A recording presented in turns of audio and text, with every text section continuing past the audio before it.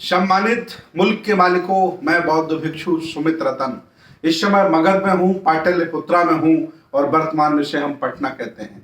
हमारे साथ हैं बहुत ही जुझारू, जाबाज और पुरानी विरासत को खोजकर दुनिया के सामने उजागर करने वाले आदरणीय महाउपासक राजीव पटेल जी, जिन्होंने अपने जीवन में बहुत बहुत अच्छे साहित्य लिखे हैं, किताबें लिखी हैं। आज मेरे सामने है उनकी किताब भ्रम का पुलंदा। ये काफी मोटी किताब है, इसे सम्यक प्रकाशन ने छापी है। दूसरी किताब आपने लिखा है वैदिक युग का घालमेल, ये भी राजीव पटेल जी ने लिखी है। इनके सहयोगी हैं, सब लोगों ने मिलकर के उसका संकलन किया है। बहुत अच्छी किताब है। मैं मानता हूं अगर बुद्धिज्म को जानना है और विज्ञानवाद, तर्कवाद का आधार बनाना है तो इनकी किताबें पढ़ना बहुत जरूरी है। मैं आज स्वागत करता हूं आज की इस डिबेट में, आज की चर्चा में। हमारे साथ हैं राजीव पटेल, मैं पटना में हूं।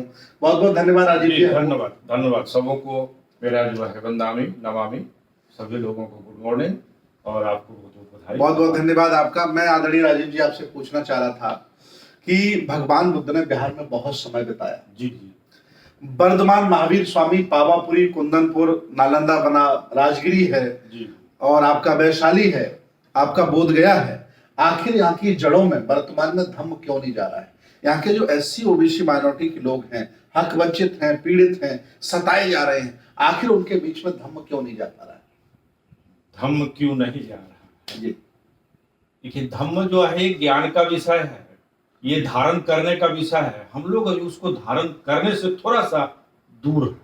अब जो है परिस्थिति बन रही है, अब जागरूक लोग हो रहे हैं। अपने एससी एसटी जो लोग हैं, जो अशिक्षित किसी वजह से समाज ने उनको शिक्षा से दूर रखा था, अब उनके अंदर शिक्षा की रोशनी जा रही है। अब वो धम्म के पास अब धीरे धीरे आ रहे हैं। एक समय आएगा 10-20 वर्षों में धम्म जो है फिर पुनः जो है रीस्टोर हो जाए। जैसे आपने अपनी इस किताब में लिखा है, कैसे तमाम बिहार में मंदिर हैं जो भगवान बुद्ध की जिनमें मूर्तियां लगी हैं, वो संगमरमर की मूर्तियां हैं, वो चुनार के पत्थरों की मूर्तियां हैं, वो ग्रेनाइट की मूर्तियां हैं और वो 2500 वर्ष पुरानी मूर्तियां हैं।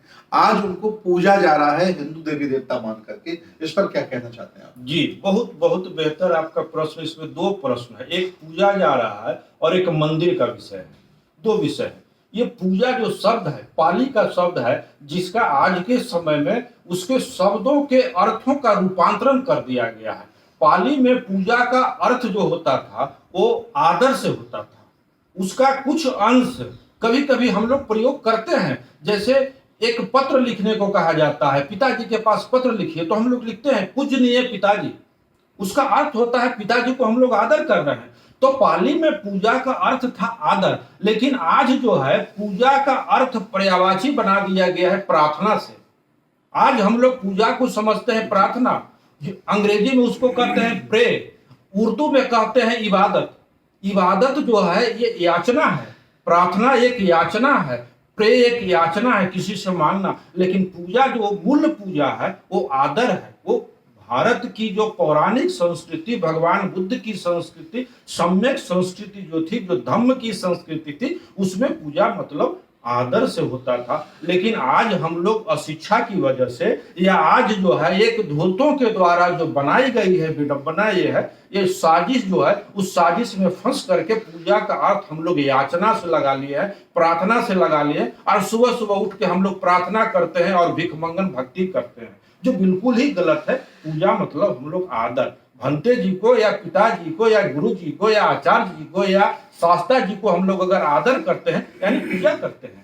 और दूसरी बात रही आपकी मंदिर, तो भारत में मूर्ति कला, प्रथम मूर्ति कला यहाँ जो बनी है वो कुषाण साम्राज्य के समय बनी है, यानी आज से लगभग 2000 वर्ष पूर्व। उसके पूर्व भारत में मूर्तियों का मिलना नगण्य है।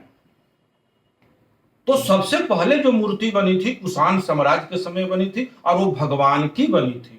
और दूसरी जो कला जो आपने कहा मंदिर, तो मंदिर का प्रथम निर्माण जो है वो गुप्त काल में हुआ है। और भगवान की जितनी भी मूर्ति कुषाण काल में स्थापित थी, उन सबों के ऊपर एक छत्र के रूप में मंदिर का निर्माण गुप्त काल में हुआ है। लेकिन आज धूर्तों के द्वारा सबों का रूपांतरण कर कर करके लोगों को दिग्भ्रमित करके एक जीविकोपार्जन का साधन बना दिया गया। चलिए, आपने वो जगह नहीं बताई जो मैं जानना चाह रहा था कि ऐसे कितने स्थान हैं जहां बुद्ध की मूर्ति को हिंदू देवी देवता के तौर पर पूजा जी जाता नहीं, बिल्कुल हम बिल्कुल बताएंगे, लेकिन गिनती करना असंभव है। आज के समय में भारत में जितनी भी मंदिर है, और उस मंदिर में अगर 200 वर्ष से पूर्व की अगर मूर्ति बनी है, तो मूर्ति सिर्फ तीन ही की होगी। या तो भगवान बुद्ध साक्षात उनकी मूर्ति होगी, या उनके अनुयायी बोधिसत्व की होगी, औलितिकेश्वर की होगी, मंजूश्री की होगी, या ताराश्री की होगी। वर्तमान 200 वर्षों के अंदर जो मंदिर में मूर्ति बनी है, जो सफेद ग्रेनाइट सफेद संगमरमर की बनी है, वो वर्तमान परिवेश में आज के गीता प्रेस से छपी पुस्तक की एक छाया पड़ती है। लेकिन 200 वर्ष पूर्व भारत में जितनी भी मंदिर है, या तो बद्रीनाथ हो, केदारनाथ हो, पशुपतिनाथ हो, बिहार का एक सबसे प्रमुख स्थल जो अभी झारखंड में चला गया है देवघर स्थल हो, सभी जगह भगवान बुद्ध की मूर्ति स्थापित है। आपने ये सारी चीजें अपनी किताबों में भी उल्लेखित किया, और ये किताबें पूरे भारत में लोग पढ़ रहे हैं। एक बहुत महत्वपूर्ण बात है, आदरणीय राजीव पटेल जी, आप बिहार में रहते हैं, पटना में रहते हैं। बाबू जगदेव जी चाहते थे कि व्यवस्था परिवर्तन हो। जी, वो सत्ता परिवर्तन से ज्यादा व्यवस्था परिवर्तन चाहते थे। जय प्रकाश नारायण का भी आंदोलन यहाँ रहा, कर्पूरी ठाकुर जी का भी आंदोलन यहाँ रहा, और भी बड़े बड़े आंदोलनकारी यहाँ पैदा हुए। बीपी मंडल यहाँ बिहार में पैदा हुए। मैं ये जानना चाह रहा हूँ, पिछले 25-30 सालों से SC OBC माइनॉरिटी के लोग यहाँ सरकार चला रहे हैं। आखिर इन्होंने सत्ता परिवर्तन के अलावा व्यवस्था परिवर्तन के बारे में क्यों नहीं सोचा? क्यों नहीं ये जो हक वंचित लोग हैं, असहाय लोग हैं, कबीरा लोग हैं, ये बुद्धिस्ट अम्बेडकरवादी हो पाए? क्या हमारे आंदोलनकर्ता, हम जैसे लोग इनके बीच में नहीं जा पाए, इन्हें नहीं समझा पाए? इसके बारे में आप क्या कहेंगे? इसके बारे में मेरा अपना मत है। राजनीतिक परिदृश्य में जितने भी महापुरुष आए हैं, उन्होंने सत्ता परिवर्तन की लड़ाई लड़ी है। सामाजिक रूप से जितने भी महापुरुष आए हैं, जगदेव बाबू हो, रामस्वरूप वर्मा हो, उन्होंने व्यवस्था परिवर्तन की लड़ाई लड़ी। आज के परिवेश में आपके जैसे भदंत सुमित रत्न जी के जैसे कुछ और लोगों को आने की जरूरत है, जो सांस्कृतिक पृष्ठभूमि की जो परिवर्तन है, जो सांस्कृतिक विकृति समाज में आई है, इनको सुधारने के लिए ऐसे महापुरुषों को, आपके जैसे 2, 4, 10 और महापुरुषों की जरूरत है, जो सांस्कृतिक पृष्ठभूमि की लड़ाई लड़े कि अपनी मूल सांस्कृतिक यहाँ फिर पुनः रिस्टोर हो। व्यवस्था परिवर्तन व्यवस्था बदल सकती है घर की, सत्ता परिवर्तन सत्ता बदल सकती है, लेकिन जब तक मेरी सांस्कृतिक पृष्ठभूमि नहीं सुधरेगी, नहीं बदलेगी, तब तक पुनः हम लोग यथावत जो है भटके रहेंगे। राजीव पटेल जी भले ही पर्दे पर नहीं रहते हैं, लेकिन ये अंदर बहुत बड़ा काम कर रहे हैं, परिवर्तन का काम कर रहे हैं। मैं एक बात और बता दूं, पूरे भारत पूरी दुनिया के लोग हमें जानते हैं, सुनते हैं। मैं एक बात और बता दूं आपको कि जो लिपियां हमारी हैं, जैसे पाली भाषा हमारी थी, प्राकृत भाषा थी हमारी, मगही भाषा थी, वैसे ही उपदेशों की एक भाषा धम्म लिपि थी। पूरे भारत के लोगों ने कभी इस पर नजर नहीं डाली, अब धम्म लिपि के बारे में लोग जानने लगे। जी, धम्म लिपि के बारे में अब तक आपने क्या क्या काम किया है आदरणीय राजीव पटेल जी? जी, धम्म लिपि जो मूल अपनी जो लेखनी थी, जो भाषा को लिपिबद्ध हम लोग करते थे, हमारे पुरखे करते थे।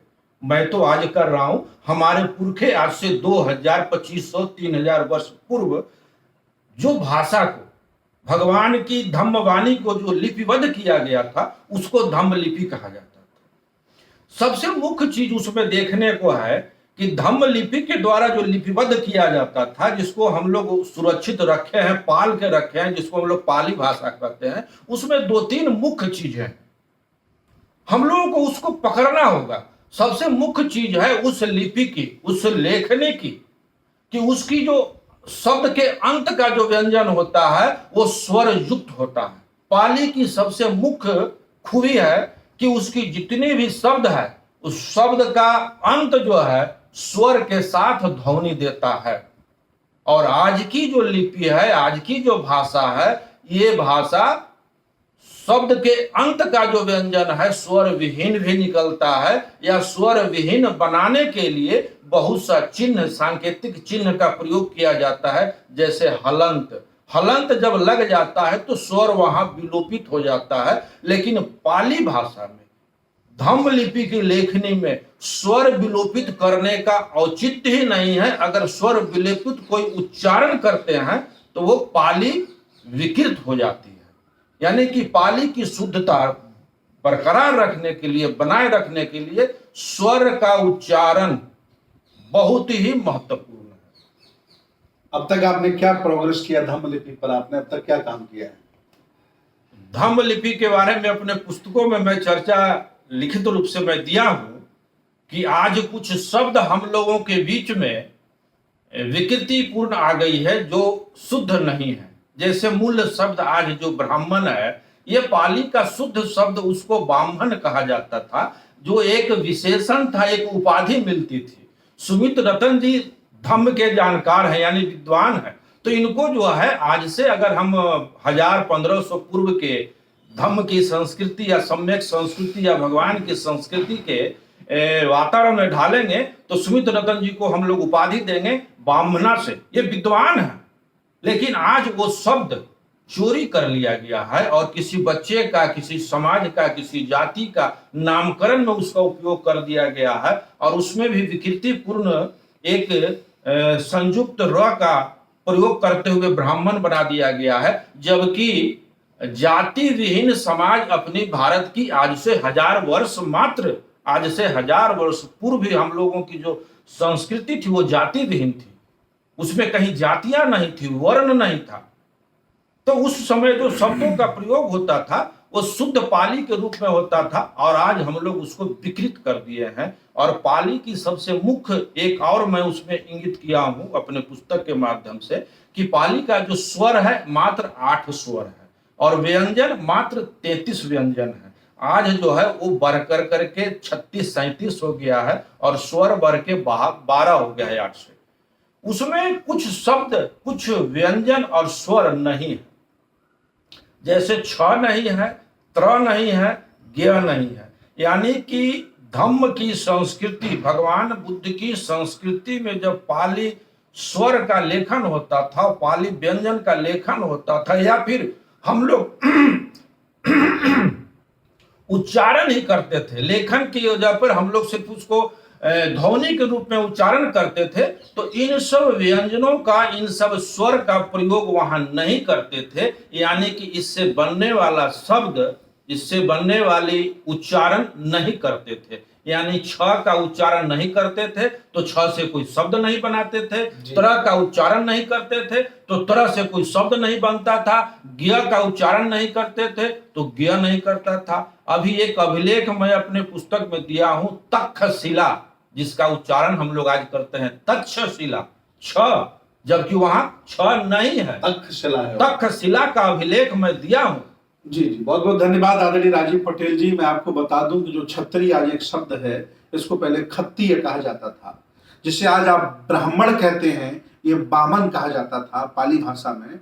और ये बहुत मर्मज्ञ है, इन्होंने पाली भाषा के साथ साथ धम्म लिपि को पढ़ना सीखा है। ये अपना नाम धम्म लिपि से लिखते हैं, ये पढ़ लेते हैं और ये जमीनी स्तर पर कह सकते हैं कि बहुत रूट लेवल पर काम कर रहे हैं और अपनी संस्कृति को सजोने का काम कर रहे हैं। एक बार मैं फिर दिखा दूं, इतनी बड़ी मोटी किताब, वैदिक युग का घालमेल, जितना उन्होंने घालमेल किया है, और भ्रम का पुलंदा, जो इनके षड्यंत्र हैं, इनके षड्यंत्र हैं आत्मा, परमात्मा, स्वर्ग, नर्क, ऊपर नीचे, ईश्वर, ये सारी चीजें जो भ्रम है, भ्रम का जाल है, इसका इन्होंने पर्दाफाश किया है और मेरे साथ बात की। हालांकि ये सारी बातें मैं भी कर सकता था, लेकिन मैं चाह रहा था कि जमीन में ऐसे बहुत लोग हैं जो काम कर रहे हैं, जिनको न कभी टीवी वाले दिखाते हैं, न कभी मीडिया वाले दिखाते हैं, लेकिन ये सतत प्रयासरत हैं, लगे हैं, चूंकि ये जान गए हैं कि देश भारत के असली राजा महाराजा हम हैं, ये देश हमने बनाया है, हमने चलाया है, इनको ये बोध हो गया है, इसलिए अपनी पुरानी संस्कृति,